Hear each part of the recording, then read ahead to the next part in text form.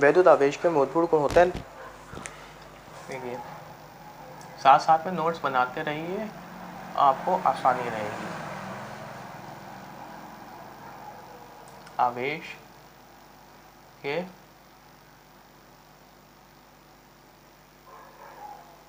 मूलभूत गुण, ठीक, मूलभूत गुण, ठीक है। विद्युत आवेश के मूलभूत गुण। आवेश का नंबर एक होता है आवेश का क्वांटीकरण। क्वांटीकरण मतलब क्वांटीकरण समझते हैं आप क्या होता है? क्वांटीकरण होता है मतलब प्रकृति में प्रत्येक आवेशित वस्तु होती है, ठीक है। प्रकृति में मतलब हमारे वातावरण में, हमारे नेचुरल में, ठीक है, नेचर में आवेशित वस्तु, आवेशित कहते हैं मतलब जिसमें चार्ज होता है, होती है आवेश वस्तु पर आवेश एक निश्चित न्यूटन आवेश का पूर्ण गुणज होता है। मतलब एक पूर्ण गुणज कहते हैं, पूरा भरा होता है, गुणज होता है, ठीक है।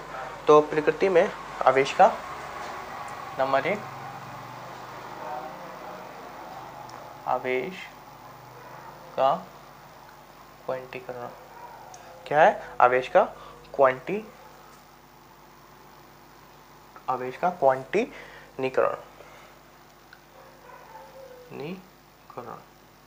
ठीक। आवेश का क्वांटीकरण क्या होता है? प्रकृति में प्रत्येक आवेशित वस्तु, क्या कहेंगे? प्रकृति में प्रत्येक, साथ साथ में नोट्स बनाते लीजिए, अब भी कह रहा हूँ मैं। प्रकृति में प्रत्येक आवेशित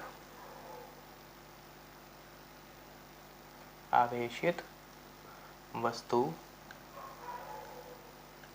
ठीक है।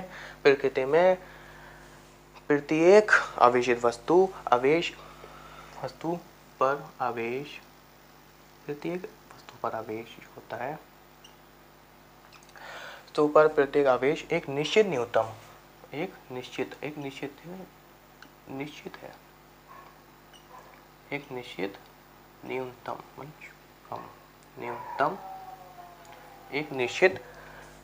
न्यूनतम आवेश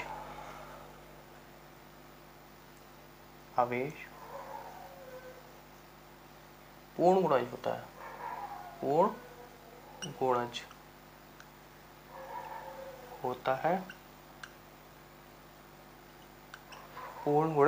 होता है, जिसे मूल आवेश कहते हैं। क्या कहते हैं? मूल आवेश,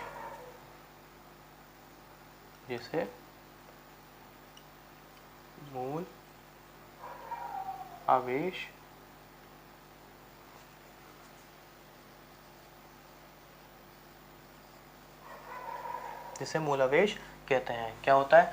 विद्युत आवेश का मूलभूत गुण। हम विद्युत आवेश के गुण पढ़ रहे हैं, ठीक है। मूलभूत मतलब मूल, एक मूल कहते हैं जैसे किसी का इकाई, मूल, ठीक है। तो आवेश का क्वांटीकरण करेंगे तो प्रकृति में प्रत्येक आवेशित वस्तु पर आवेश एक निश्चित न्यूनतम आवेश पूर्ण गुणज होता है, ठीक है।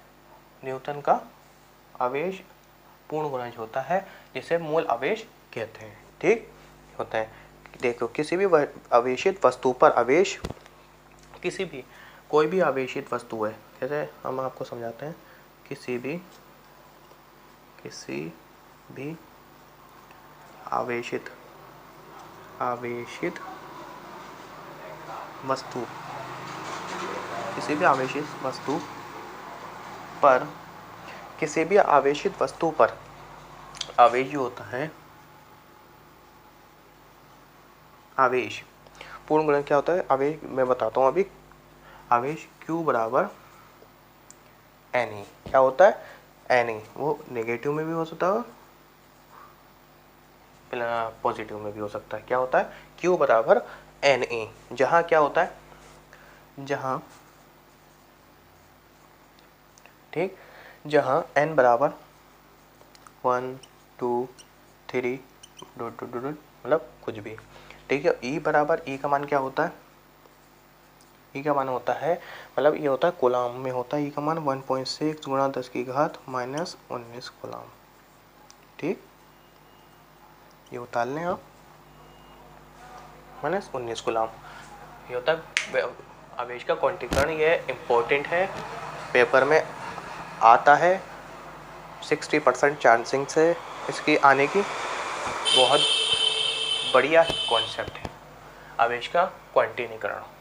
ठीक, आपको बहुत आसानी से समझा दिया। अब हम मूलभूत गुण के बाद दूसरा ऑप्शन पढ़ेंगे इसका।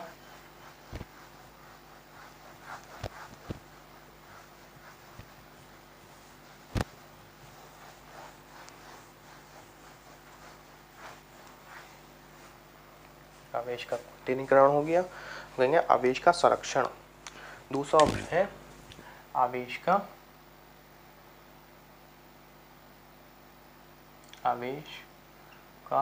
संरक्षण। क्या होता है आवेश का संरक्षण? संरक्षण तो आप समझते हैं ना, किसी को चीज़ को संरक्षित करना, समझे?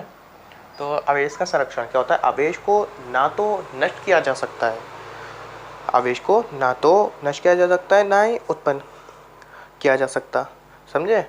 इसे केवल एक वस्तु से दूसरी वस्तु पर स्थानांतरित किया जा सकता है। ठीक है, क्या कर सकते हैं? आवेश को ना तो, देखो आवेश को ना कोई, ये ऊर्जा संरक्षण का नियम है, वैसे ये आवेश संरक्षण का नियम है। क्या है? आवेश को ना तो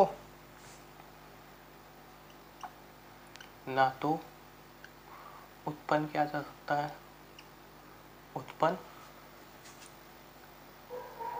किया जा सकता, और ना ही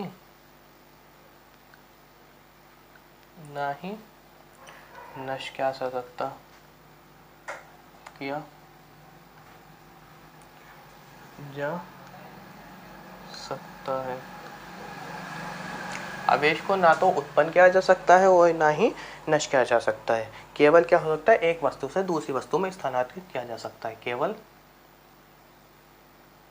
एक वस्तु से दूसरी वस्तु में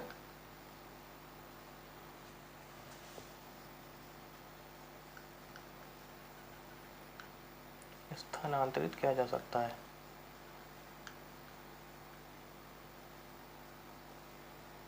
क्या जा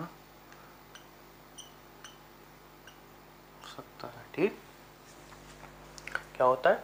आवेश को ना तो, आवेश संरक्षण का नियम क्या है? आवेश को ना तो उत्पन्न किया जा सकता है और ना ही नष्ट किया जा सकता है। केवल एक वस्तु से दूसरी वस्तु में स्थानांतरित किया जा सकता है। स्थानांतरित मतलब कन्वर्ट करना। जैसे आप इलेक्ट्रिसिटी में जलाएं, जैसे आप कोई भी उदाहरण ले सकते हैं, जैसे आप